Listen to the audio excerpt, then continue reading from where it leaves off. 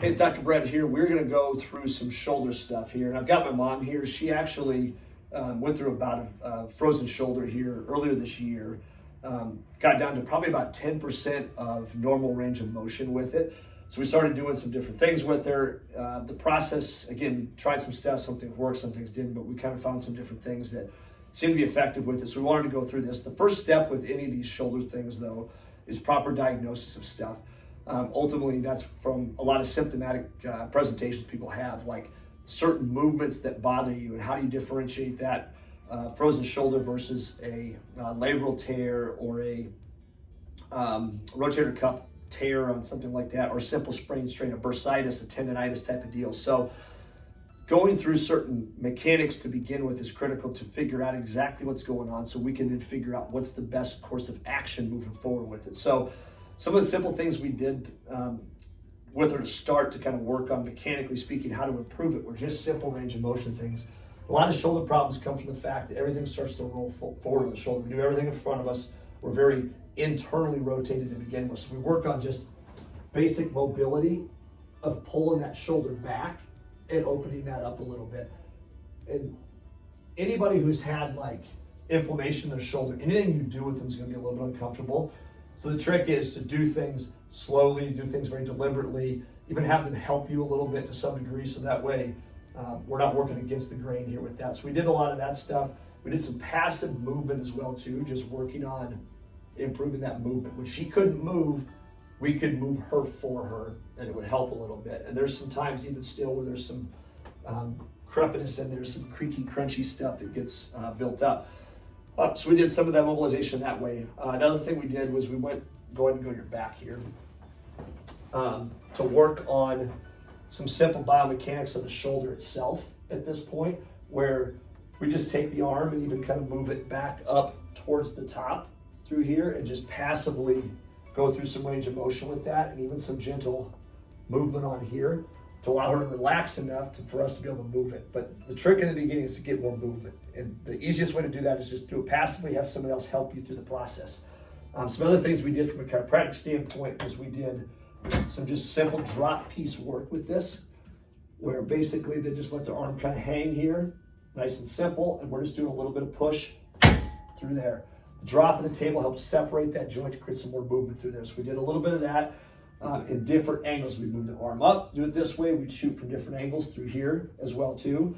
And the other thing we worked on is just taking that arm and then working through just some simple movement here, kind of like we're stirring the pot with that glenohumeral joint up through here. So your humerus in the head there, just taking that arm and moving it through that capsule there to break up some of those adhesions. So we worked on that.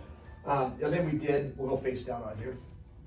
And for the sake of the video here, we're gonna do it just from this side here so you can see where we're putting pressure at. So we did some trigger point work along the edge of her scapula, her shoulder blade here. So there's a triangle shoulder blade here, and up the side here is where three of your four rotator cuff muscles exist at. They run across here, catch the shoulder joint here. So we just basically, we did a little bit of trigger point work, some deep pressure here. When these spots are inflamed, they're gonna hurt. And the whole idea here is you just get a little bit of pressure in it, hold it. The pain will start to subside over a course of anywhere from 5 seconds to 15 seconds. At that point, we move just a little bit then to kind of take ourselves to a different spot. And it's just a real simple release on here. Sometimes we move the arm up just to open up a different spot. There's effective ways to do this up against the wall. We're going to show you here as well at the end. So mobility stuff we did seated as well as lying down. Some drop piece stuff with the table, and we did some trigger point work along that rotator cuff muscle on here. So that's the chiropractic portion of it in the office. So the stuff we do at home with this, the first and foremost thing is a simple pulley system where our bad shoulder's here, and we're just using the good arm then to help bring that up. This is something you get off Amazon for 15 or 20 bucks.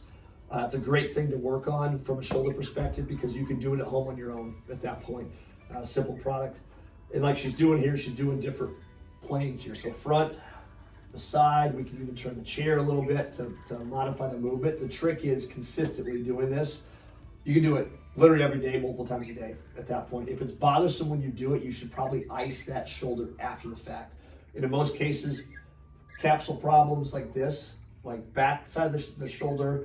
You can work on the front side. In some cases, even under the armpit as well too is affected based upon, again, the right diagnosis as to what's going on with that. So that's a mobility thing a person can do at home.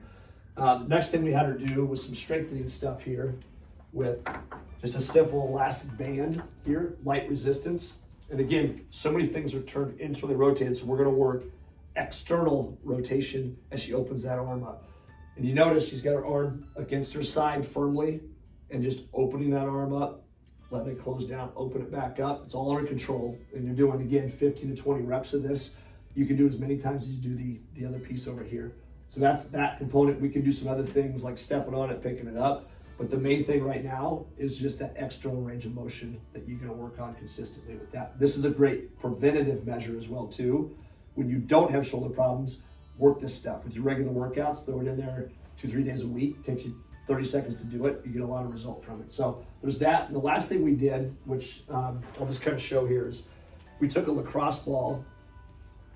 We did a lot of patients. So basically, if there's a wall here, the patient would put the ball against the wall, up against that edge of that shoulder blade right here, and then put the pressure on it and kind of lean into the wall then to compress that and find those spots that are hot, just like we did on the table over here with our thumbs. You can do it at home with a ball. If you don't have a lacrosse ball, use a tennis ball, a golf ball, baseball, something back there to open that shoulder back up a little bit. So again, simple things here, just designed on give you guys an idea of like how do we diagnose the shoulder problem and all the different things we do in office and outside office with shoulder issues.